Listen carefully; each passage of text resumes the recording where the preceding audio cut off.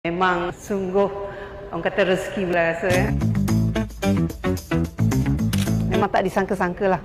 Diberitahu pula value harga yang saya menang tu memang sungguh orang kata rezeki lah rasa ya. Saya rasa sangat bertuah lah. Ini kali pertama saya memenangi sebarang cabutan bertuah daripada Bank Rakyat. Saya memilih Bank Rakyat sebab dia memberi servis yang sangat baik dan sangat peramah untuk saya.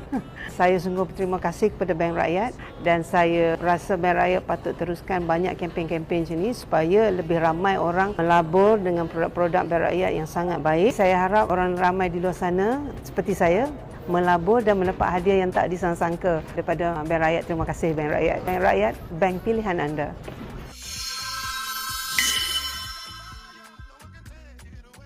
Terkejut? Confirm lah terkejut kamu menang besar ni.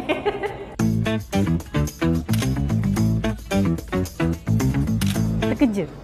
Confirm lah terkejut kamu menang besar ni. Dan saya harap lepas ni husband ikut jejak pula lah. Terima kasih sangat-sangat sebab bagi kami peluang untuk menang. Yang tak pernah menang apa-apa ni kan. Tiba-tiba dengan Bank Rakyat saya menang.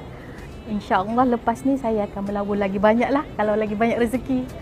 Terima kasih Bank Rakyat. Bank Rakyat, bank pilihan anda.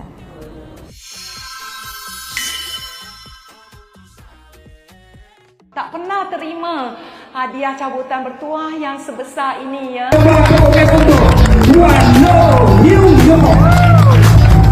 Salam semua, saya Puan Loh Hui Yong dari Johor Bahru dan saya sangat bersyukur telah menjadi insan terpilih untuk pemenang hadiah 1 juta ini daripada akaun Iris Plus ya. Sampai hari ini masih lagi terkejut, berdebar-debar sebab tak pernah terima hadiah cabutan bertuah yang sebesar ini ya. Terima kasih Bank Rakyat.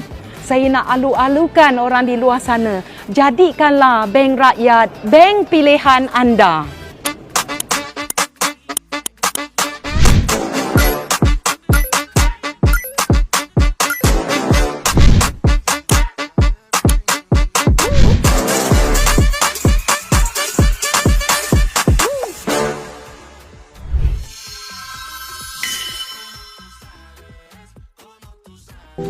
Hai semua, rasa macam baru je Bank Rakyat umumkan jutawan hari tu. Kalaulah kita dapat jadi salah seorang jutawan Bank Rakyat, seronok kan? Jangan putus asa lagi sebab peluang untuk jadi jutawan masih ada. Cabutan jutawan seterusnya adalah pada bulan Julai 2026 ni.